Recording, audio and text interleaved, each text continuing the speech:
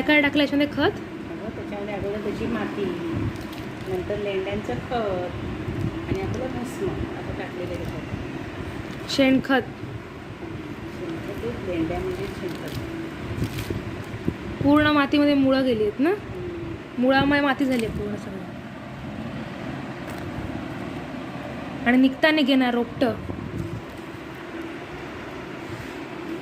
त्यामुळे रोपटं सहज निघेन. ते वरती कसे काय रोड शेतात त्याच्यामुळे समजलं नाही. तर ह्याच्यामुळे खतामुळे झालं सगळं ते. हे बघ, मातीमय मुळं झालीत सगळी. शेणखत, भस्म, लेंड्या आणि माती, पूर्ण रंग बदलला आहे मातीचा.